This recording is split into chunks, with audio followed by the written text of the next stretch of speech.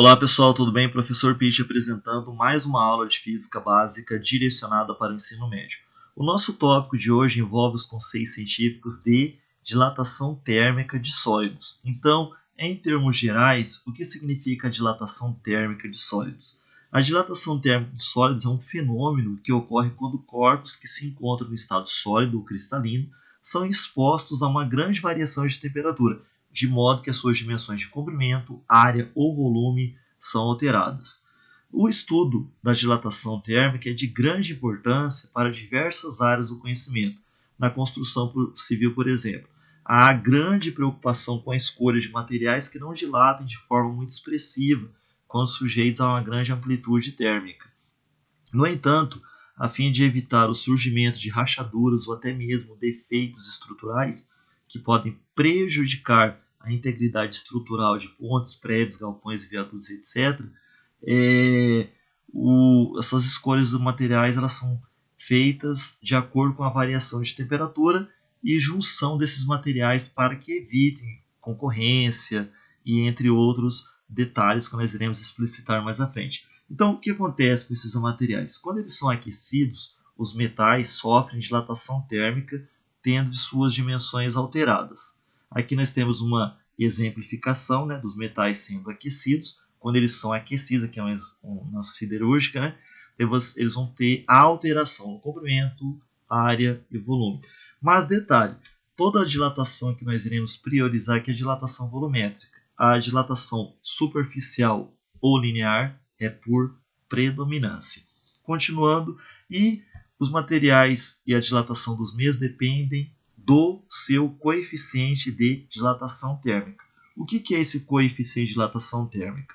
A magnitude da dilatação sofrida por um sólido depende de uma característica própria de cada material, chamada coeficiente de dilatação térmica. O coeficiente de dilatação diz respeito à capacidade que os materiais têm de mudar suas dimensões em relação a determinada variação de temperatura. O coeficiente de dilatação é geralmente constante para certos intervalos de temperaturas. No entanto, seu módulo pode variar e é por isso que alguns materiais são capazes de expandir-se ou até mesmo de contrair-se quando sujeito a grandes mudanças de temperatura.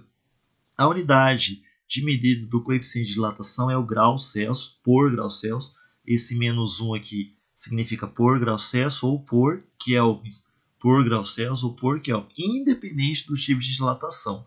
Essa unidade é assim porque esse coeficiente mede a variação em relação às dimensões iniciais do objeto para cada grau Celsius de variação térmica, ou seja, ele representa a quantidade de variação de qualquer análise que você está fazendo das dilatações por grau Celsius. A dilatação de objetos sólidos ocorre em razão do aumento da agitação térmica das moléculas. Quando aquecido, os átomos que compõem a rede cristalina dos sólidos passam a oscilar com amplitudes cada vez maiores, ocupando assim um espaço maior. O efeito macroscópico dessa vibração atômica pode ser percebido graças à alteração das diferentes dimensões de um corpo, por meio das dilatações linear, superficial ou volumétrica do sólido. Lembrando que a superficial também, em alguns materiais, são chamadas de dilatação da área. Dando continuidade, então os coeficientes de dilatação superficial é simbolizado pela simbologia beta, volumétrica pelo gama, e guardam uma relação de proporcionalidade com o coeficiente de dilatação linear, denotado pela letra alfa. Então vamos lá. O coeficiente de dilatação linear é simbolizado pela letra alfa, superficial pela beta e o volumétrico pelo gama. Isso aqui não é o símbolo do gama tradicionalmente que você vai encontrar em materiais por aí, tá bom? Para corpos sólidos e homogêneos, tá bom? Ou seja, aqueles que são compostos por uma única substância. Para esses corpos, o coeficiente de dilatação volumétrica, que é o gama, ele equivale a 3 vezes o coeficiente de dilatação linear. Lembrando que o coeficiente de dilatação linear você utiliza quando você tem uma predominância ou chamada de dilatação linear, ou seja, se você analisa apenas uma dimensão. O beta é para 2 dimensões, então quando você tem que achar o gama e só tem o alfa, basta você multiplicar o alfa por 3 para achar o gama, e basta você multiplicar o beta, que é, nesse caso aqui, multiplicar o alfa por 2 para achar o beta. E você tem aqui essas configurações. Por quê? O gama é para 3 dimensões e o beta é para 2 dimensões. Aqui você tem as correspondências, né? O coeficiente de dilatação superficial equivale a 2 vezes o alfa. O gama, também o nosso símbolo é diferente, esse aqui é o símbolo que você vai encontrar por aí, corresponde a 3 vezes o alfa. A dilatação linear dos sólidos é um fenômeno físico que ocorre quando os corpos de formato linear que se encontram no estado sólido, como fios, cabos, agulhas, barras, canos, sofrem uma variação de temperatura, ou seja, todos esses materiais citados aqui, a predominância da dilatação que nós iremos observar é no comprimento, por isso é chamada de dilatação linear. Para calcular a magnitude dessa dilatação, utilizamos o coeficiente de dilatação linear do material, que é o alfa. E detalhe, a equação que nós abordaremos aqui na dilatação linear é essa daqui, ΔL, que representa a variação no comprimento, L representa o comprimento, delta, variação, comprimento, variação do comprimento. E você encontra essa dilatação que pode ser dilatação ou contração, né? Porque isso aqui pode somar ao material, mas também pode representar uma perda, né? Então você tem ΔL igual a L0, que representa o comprimento inicial, o alfa, o coeficiente de dilatação linear, e o ΔT, a variação de temperatura. Então, ΔL representa a variação do comprimento, que é dado em metros, o L0, comprimento inicial, e o ΔT, variação de temperatura, que é dado em kelvins ou graus Celsius. E o alfa aqui ressaltando o coeficiente de dilatação linear. Os trilhos, por exemplo, são espaçados entre eles, ou eles têm um pequeno espaço entre eles, para que possam dilatar sem que se entortem.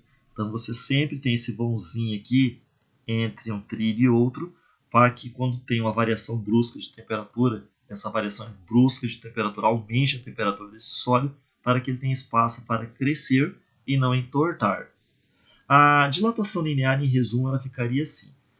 Nós utilizamos de análise apenas uma das dimensões, que é o comprimento, e apresenta a alteração considerável quando o corpo é submetido a variações de temperatura. A equaçãozinha que nós utilizaremos aqui na dilatação linear é essa para representar tanto contração quanto dilatação, que é o ΔL igual a L0 vezes alfa vezes ΔT.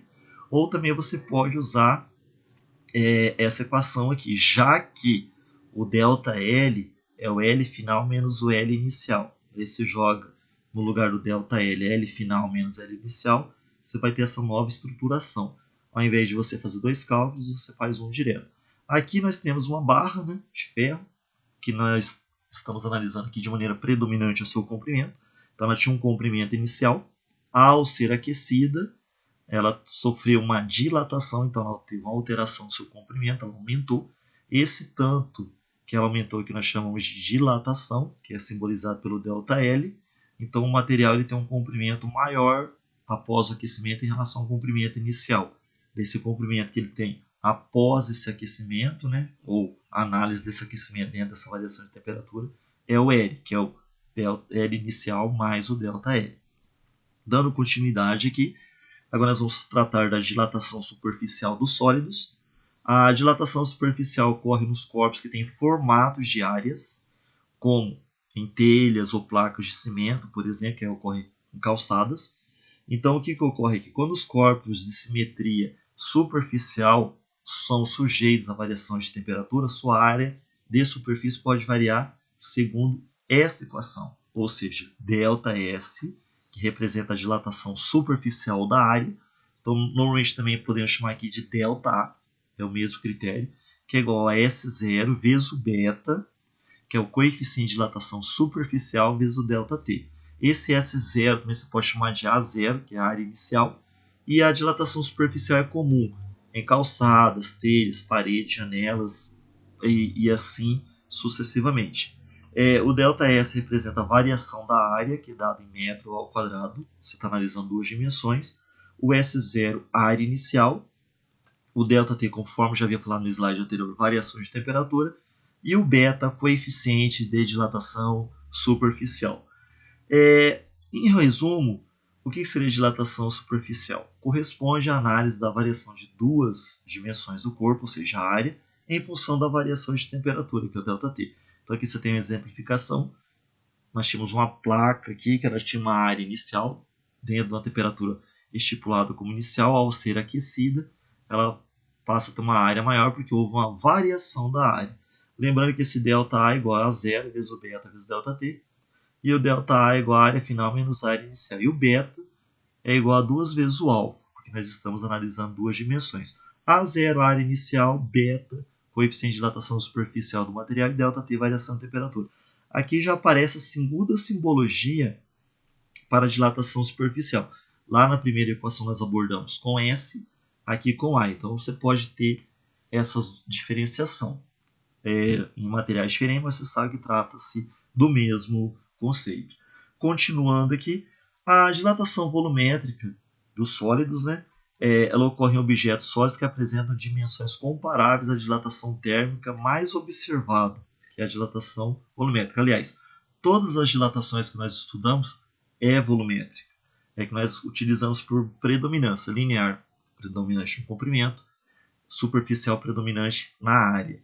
A fórmula usada aqui na dilatação volumétrica, ela nos permite calcular a variação volumétrica. Um sólido desse tipo sofre em relação à variação de temperatura, ou seja, ΔV representa a variação de volume, é igual a V0, que é o volume inicial, vezes o gama, coeficiente de dilatação volumétrica, e o ΔT é a variação de temperatura. ΔV é a variação do volume, agora que é dado em metros cúbicos, né, 3 dimensões, e o volume inicial também é dado em metros cúbicos, 3 dimensões. Em resumo, ficaria assim: o corpo sofrerá variação em 3 dimensões, ou seja, no volume.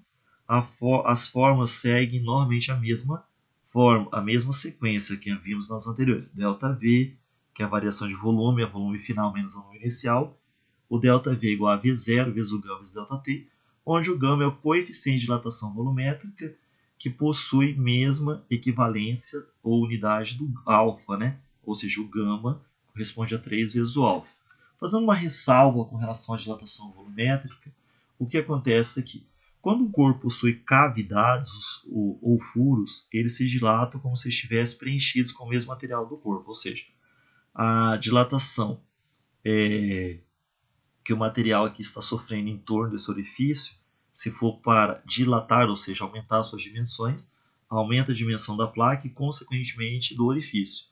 Diminui as dimensões da placa, consequentemente, diminui as dimensões do orifício. Seria equivalente a você ter, nesse vão aqui, o mesmo material que constitui a placa. Então, normalmente as pessoas tendem a pensar: aquece a placa, diminui o orifício. Resfria a placa, aumenta o orifício. Não. Eles se comportam como se fossem um corpo só. Tudo bem? Então, em resumo, o que nós podemos constatar aqui da dilatação de sólidos? Quando o sólido é aquecido, suas moléculas passam a vibrar com mais amplitude, ocupando um espaço maior. Dependendo do aquecimento e do coeficiente de dilatação do material, o efeito pode ser observado a olho nu. Os coeficientes de dilatação superficial e volumétrico de um mesmo material homogêneo, feito de uma única substância, são, respectivamente, o dobro, né, e o triplo do coeficiente de dilatação linear. Todo corpo sofre os 3 tipos de dilatação simultaneamente. No entanto, um deles é mais significativo que os outros, pois é mais privilegiado pelo formato do corpo. É aquilo que eu falei: predominância no comprimento, predominância na área. Aqui nós temos as nossas referências para leituras complementares. Espero aí que vocês tenham compreendido essa nossa primeira abordagem com relação à dilatação volumétrica ou dilatação dos sólidos, né? Espero que com as outras aulas conseguimos complementar aí algumas lacunas que ficaram com relação a essa primeira aula. Então, felicidade, sucesso a todos, abraços.